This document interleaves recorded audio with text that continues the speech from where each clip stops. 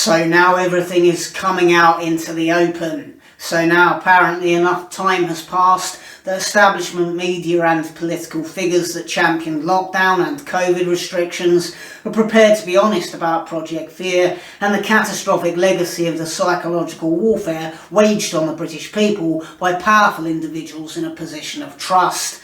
We're starting to see journalists and politicians backpedalling furiously. Individuals who fully endorsed shutting down our economy, shutting down our schools, stopping families from seeing each other in the name of protecting us all from a virus that was of no real threat to all but the most vulnerable and elderly of our population.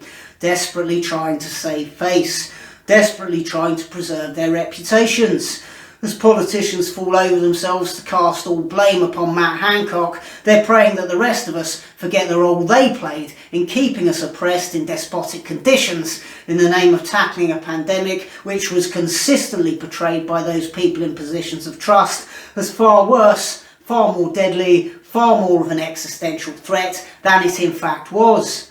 But they all need to be held accountable. They all need to face justice. The corrupt politicians and dishonest journalists and the money-grubbing pharmaceutical industry shareholders must all face legal process, and there needs to be compensation for the many thousands of people whose lives were ruined by lockdown. People's businesses destroyed, young children's education and socialisation damaged, cancer patients untreated, old people left to rot in isolation, their families banned from seeing them.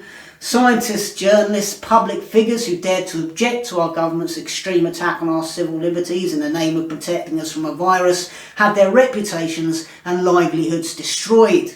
Have they been restored to their former professional positions? No, they haven't. Have they been allowed to re-establish their careers? No, they haven't. Have they received an apology from those who attacked, bullied, demonised, smeared and discredited them? No, they haven't. All these people need to be recognised and compensated in some way. And we need to understand that it's exactly because these people were so harshly censored that our government got away with these despotic lockdowns and are responsible for the current economic catastrophe we're all now suffering through.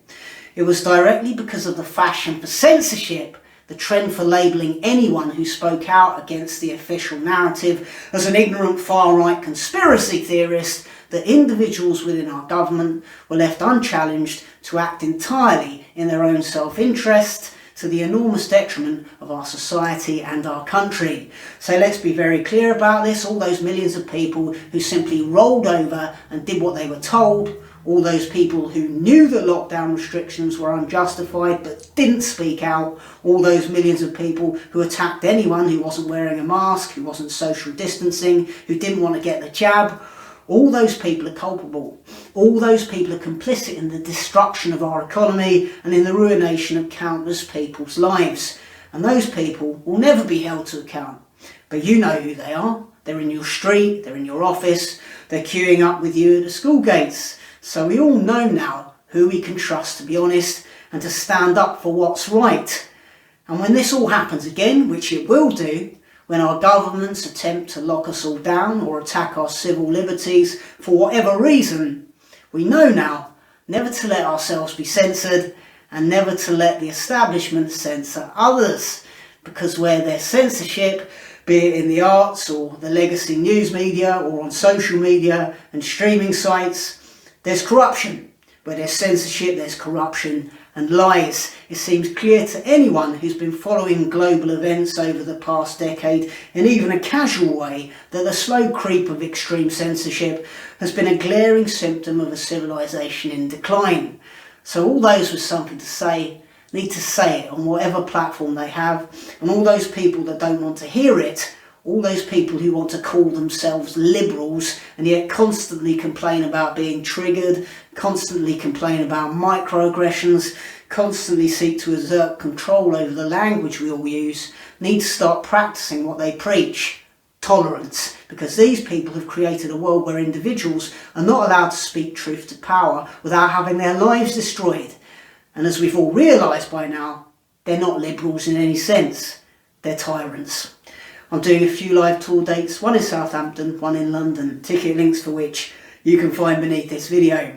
Please do like and subscribe and support my content via Patreon or PayPal by following the links which you can again find beneath this video.